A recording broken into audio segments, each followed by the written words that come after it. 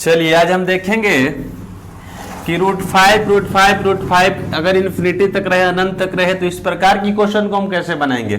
कल के क्लास में आपको ये बता दिया गया था, लेकिन अगर √5 प्लस √5 प्लस √5 रहे तो हम कैसे बनाएंगे, आज ही हम सीख लेंगे। देखिए कल आपको बताए थे कि रूट के अंदर 5 है, यहां भी रूट के अंदर 5 है, यहां भी रूट के अंदर 5 है, यानी ये सभी आपस में गुना में है और सबके ऊपर रूट है और ये अनंत तक है, तो इसका डायरेक्ट आंसर कल आपको बताया था कि 5 ही हो जाता है। कोई दिक्कत नहीं ना है। अब देखिए उसी प्रकार से बताए थे कि यदि ये गुना में रहेगा तो डायरेक्ट आंसर वही हो जाएगा, लेकिन यदि प्लस में रहे चाहे माइनस में रहे तो वो कैसे बनता है। तो कल आपको बताए थे कि जो संख्या दिया हुआ रहेगा उस संख्या को बाहर पहले निकाल दीजिए। बाहर निकालने के बाद क्या कीजिए कि इसको इस तरह से तोड़िए दो भागों में कि जिसका अंतर 1 हो और गुना करने पे 6 आ जाए। जैसे कि 2 और 3, तो 2 और 3 के बीच का अंतर कितना है, डिफरेंस कितना है, 1 है, और गुना करेंगे तो 2 3 कितना हो जाएगा, 6 हो जाएगा।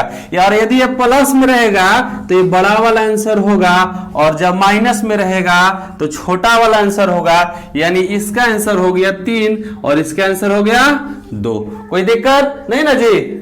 लेकिन देखिए आज क्या है कि यहां पे √5 प्लस √5 प्लस √5 है, यानी कि यदि हम 5 को तोड़ेंगे, 5 को 2 बराबर भाग में तोड़ेंगे जिसका डिफरेंस 1 का हो और गुना करने पे 5 हो, तो ऐसा नहीं होगा, क्योंकि 5 को हम 2 और 3 में तोड़ेंगे तो 2 3 6 होगा और 2 3 5 होगा, और 3 2 का तो डिफरेंस 1 होगा, लेकिन ये गलत है। क्या है, गलत है, सही नहीं है। अगर 1 और 5 में तोड़े तो 5 को 1 से गुना करेंगे तो 5 तो आ जाएगा, लेकिन दोनों का डिफरेंस के बीच के डिफरेंस कितना है जी, 4 का है। तो ए मेरा क्या है, गलत है, सही नहीं है।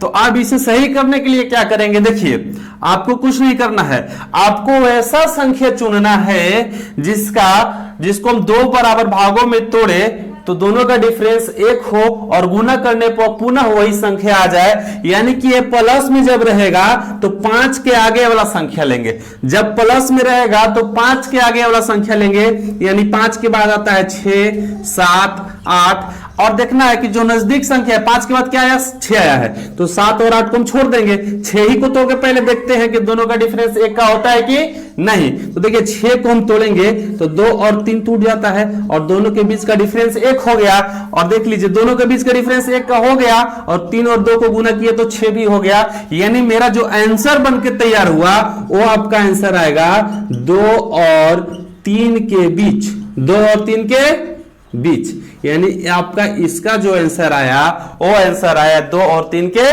बीच में। ये आपका ऑप्शन इस तरह से लिखा हुआ रहेगा और आराम से इसे बना सकते हैं आप, मान के चलते हैं। ठीक है, अगला देखते हैं। मान लीजिए यहाँ पे √5 था और √5 पर आप सीख गए हैं, अगर उससे बड़ा संख्या ले, यदि लेते हैं √8, ले लेते हैं √8 प्लस √8 प्लस √8 इन्फिनिटी तक रहेगा। अब देखिए इस संख्या को हम बाहर निकाल दिए हैं, 8 को भी तोड़ेंगे हम तो 8 भी नहीं बराबर भागों में टूटेगा। मान लीजिए 1 और 8 ले लेते हैं तो 8 एक 8 तो हो जाएगा, लेकिन 8 और 1 के डिफरेंस कितना का हो जाएगा, 7 का, यानी मेरा क्या है, गलत है। तो अब देखिए यहाँ पे कौन सी का साइन है, प्लस का है, प्लस का साइन है, यानी कि हम लोग उससे आगे बढ़ेंगे, 8 के बाद की संख्या को देखेंगे तो 9 को भी यदि हम तोड़ेंगे तो आपस में कभी ये टूटने वाला नहीं है, 3 से 3 में गुना करेंगे तो 9 तो हो जाएगा, लेकिन दोनों का डिफरेंस कितना का होगा, 0। ये भी मेरा गलत है।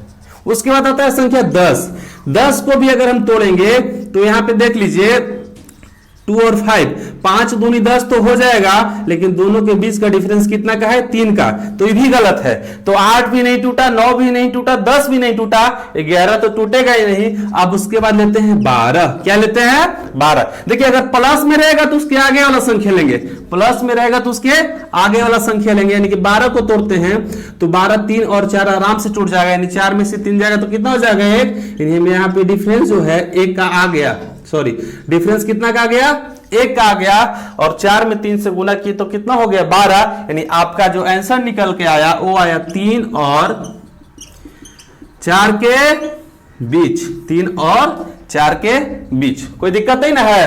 अब देखिए उसी तरह से कुछ बड़ा संख्या लेते हैं, कुछ बड़ा संख्या लेते हैं, जैसे कि √11 हम ले लेते हैं, √11 लेते हैं और ये माइनस में लेते हैं। प्लस वाला तो समझ में आ गया होगा, इस बार माइनस वाला देखते हैं। अब देखिए 11 हो गया, 11 को हम बाहर निकाल लेते हैं और दो बराबर भागों में तोड़ेंगे, एक कभी नहीं टूटेगा और ना इसका कॉमन डिफरेंस 1 आएगा।